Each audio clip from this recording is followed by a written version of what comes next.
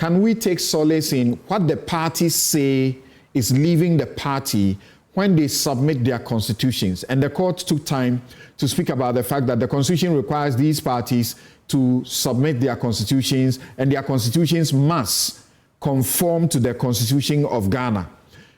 When the NPP's constitution says that any member who makes a declaration or who is found to be doing things contrary to the party's candidature or the party's candidate in a particular constituency, that person automatically, those are the words of the Constitution, automatically forfeit his membership.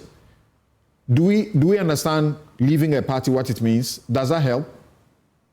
So when we say you have left something, let's come back to basic English. When we say you've left something, it represents a voluntary departure. It's on the face of it. It's on the face of it easy to understand that you have voluntarily departed or moved away or left something.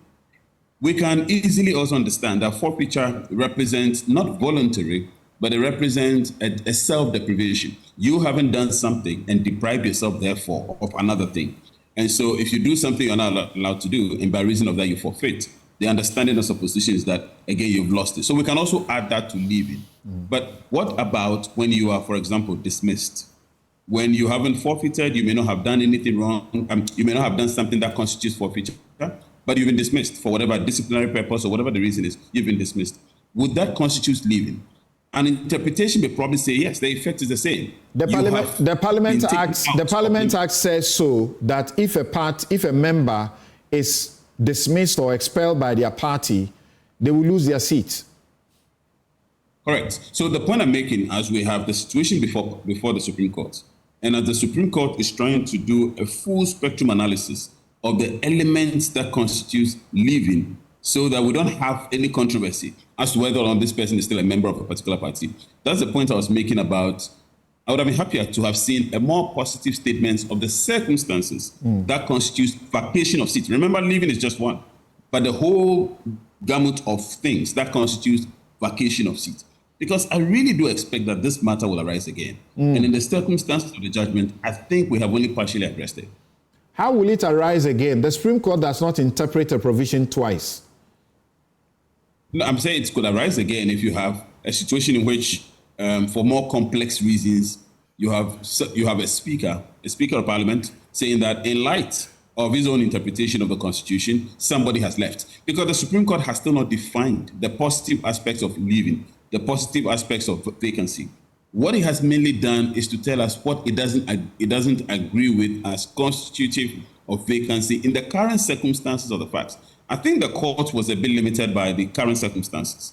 It tried addressing the current circumstances in the context of the factual scenario. But the situation could arise again. And you can mark the space. The situation will arise again. And in the context of the court's decision, I don't think we have the tools enough to deal with the other circumstances that could arise over and above the current circumstances. But you, Professor Abotsi, in principle, share the outcome to the extent that what happened, what the 4 MPs have done, should not amount to they losing their seats, correct?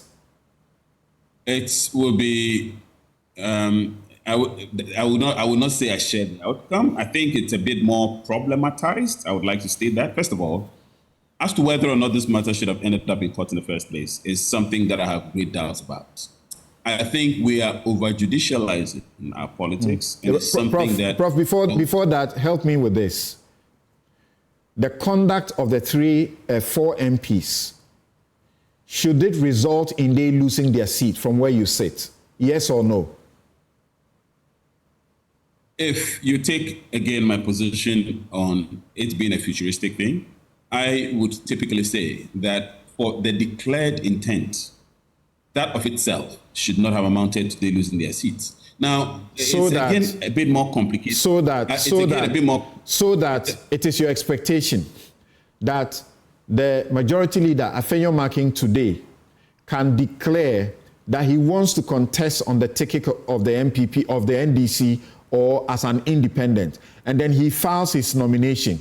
He should still stay in Parliament and finish his business because what he's doing is for the future, correct? No. On that basis, beyond the future, it's a bit more complicated. The point I'm making is if he files his nomination, how do you file a nomination of a political party if you are not a member of that party? Virtually all the parties in Ghana have membership as a requirement. So if you file and if you have filed and you have been announced on the electoral register, it means that you have become a member of that party.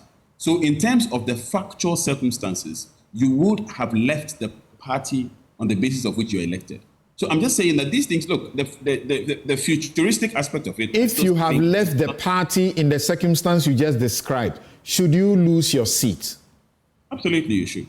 You should. Because it's a statement, yes. It's a statement but the Supreme Court puts a stress. And in fact, the Supreme Court has been. The Supreme Court put a stress on an incident that is a condition precedent, that you must seek to remain in that parliament under your new character. So Afeomakin files to contest as independent, or he files to contest on the ticket of the NDC, he must seek to remain in parliament under that new character. Otherwise, he doesn't lose his seat. You disagree with that? No, I don't disagree with that. I actually absolutely agree with that. And that's why I said it is a multi-purpose test. And that's why I would have wished that the court had actually stated this in a corporate global term so that we have a clarity on the matter. You don't just leave a party, so to speak. You have to leave a party within the context of your representation in parliament. Remember, Article 97 is focused on your representation, not your membership or otherwise of a party in the abstract. It is focused on your representation in parliament. So how does your membership of the party affect your representation? And that's why I said earlier that how are you captured, for example, in the Hansard? In the debates, how are you captured?